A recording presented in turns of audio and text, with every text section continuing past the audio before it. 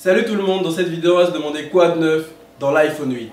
J'ai 5 bonnes raisons de vous conseiller l'iPhone 8, j'en ai 2 principales et 3 qui sont beaucoup plus subjectives. La première et grande raison d'acheter l'iPhone 8, c'est l'appareil photo. Il va vous permettre de faire des vidéos en 4K 60 images secondes, des ralentis en 1080p à 240 images secondes, et à titre personnel je trouve que le capteur arrière fait de meilleures photos que celui de l'iPhone 7 que j'ai eu aussi et que j'ai utilisé. Et je vais vous montrer cela avec des vidéos en ralenti, des vidéos en 4K 60 images secondes et des photos que j'ai faites avec l'iPhone 8. Commençons par la 4K 60 images secondes. Si vous ne savez pas trop ce que c'est, j'ai fait une vidéo, je vais mettre le lien dans la description, où j'explique en fait ce que c'est que la 4K 60 images secondes et les avantages à filmer dans cette qualité de vidéo.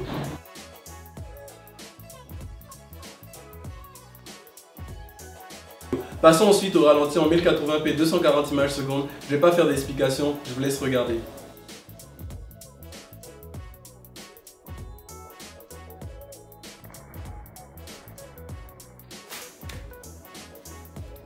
Concernant l'appareil photo, pour terminer, je vais vous montrer des photos que j'ai faites avec l'iPhone 8.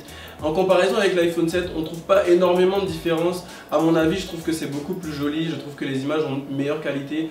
Je vous laisse voir.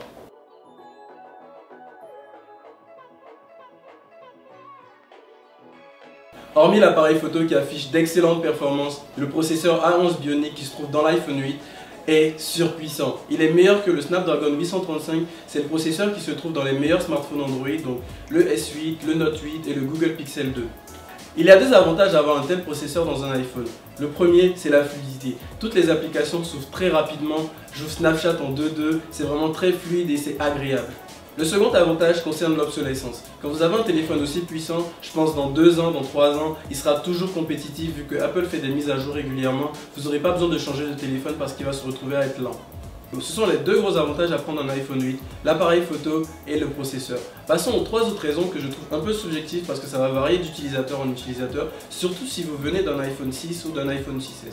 La première de ces raisons subjectives, c'est le son. Selon Apple, on a 25% de son en plus sur l'iPhone 8, ce qui ne se ressent pas vraiment si vous venez d'un iPhone 7. Par contre, si vous venez d'un iPhone 6 ou d'un iPhone 6S, même si vous prenez un iPhone 7, vous allez ressentir vraiment la différence entre le stéréo et les monos. Mais le mode stéréo, il est disponible depuis l'iPhone 7, du coup, on ne ressent pas vraiment la différence entre l'iPhone 7 et l'iPhone 8. Les 25% de son, on n'entend pas vraiment.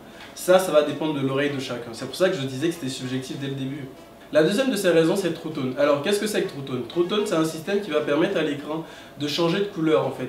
L'écran va être beaucoup plus jaune ou beaucoup plus bleu en fonction de l'environnement dans lequel vous vous trouvez. Si vous êtes par exemple sous le soleil, l'écran va être beaucoup plus jaune pour que ça soit plus agréable pour vos yeux de regarder cet écran-là. La dernière de ces raisons, c'est la recharge par induction, et ça aussi c'est vraiment très subjectif, mais grosso modo, à tous les utilisateurs d'iPhone 8 à qui j'ai demandé, on a eu quasiment le même usage. En fait, la recharge par induction, la seule fois où je les ai utilisées, c'est quand j'allais dormir. Quand je vais dormir, je dépose mon téléphone sur le socle d'induction et je le laisse charger la nuit. C'est tout ce à quoi ça m'a servi. Si vous avez déjà un iPhone 7 ou un iPhone 7 Plus, c'est vraiment pas trop la peine d'acheter un iPhone 8. Moi, je l'achète parce que j'utilise vraiment la 4K 60 images secondes parce que j'aime beaucoup faire des vidéos. Si vous pensez que vous ferez des vidéos en 4K 60 images secondes, ça en vaut vraiment la peine. Je l'ai essayé, ça marche vraiment très bien.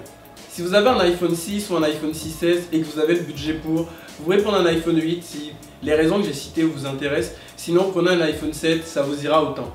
Si vous avez trouvé de bonnes raisons d'acheter l'iPhone 8 ou vous avez trouvé des raisons que j'ai pas citées, n'hésitez pas à me les dire dans les commentaires. Et si la vidéo vous a plu, n'hésitez pas à mettre un pouce bleu. Comme ton t-shirt.